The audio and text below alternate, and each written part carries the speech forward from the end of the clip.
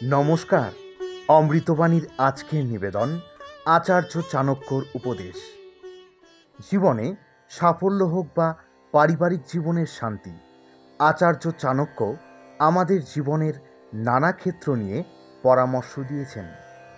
সুখ, সাফল্য, দাম্পত্য, বন্ধুত্ব সব বিষয়ের গভীরে নিয়ে গিয়ে জেনে নিন জীবনে সাফল্য পেতে চাণক্যের ৬ উপদেশ। তার লেখা নীতিশাস্ত্রে নানা অমূল্য পরামর্শ দিয়ে গিয়েছেন আচার্য চাণক্য। প্রাচীন ভারতের এই মহাপণ্ডিত ছিলেন একাধারে সর্বশাস্ত্রজ্ঞ, কূটনীতিজ্ঞ, অর্থনীতিবিদ ও দার্শনিক। তিনি যে কোনো বিষয়ের গভীরে গিয়ে পর্যালোচনা করতে জানতেন। জীবনকে বাস্তবতার নিরিখে পরিমাপ করতেন তিনি। সেই কারণে এত হাজার বছর পরেও তার উপদেশ আজও সমানভাবে কার্যকরী ও উপযোগী।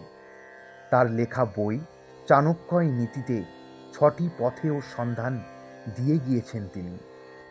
এই ৬ পথ সঠিকভাবে মেনে চলতে পারলে তা আমাদের সাফল্য লাভের পথ সুগম করে।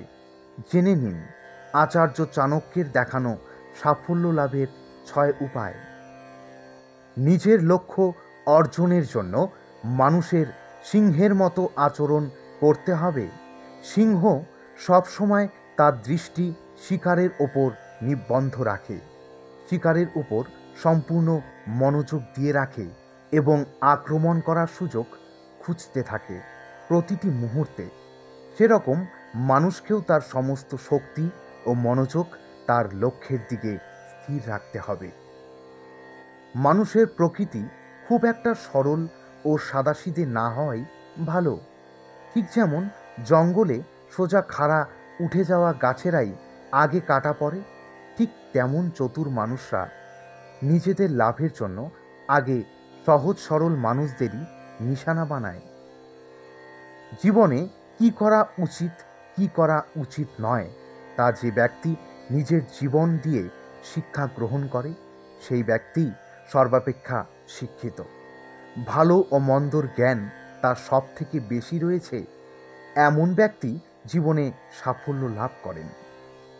ভবিষ্যতের সংকট মোকাবিলা করতে প্রতিটি মানুষের অর্থ সঞ্চয় করা জরুরি।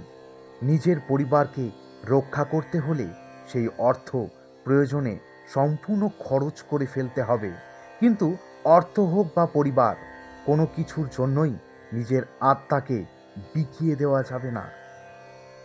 তো কেমন ছিল আজকের আলোচনা?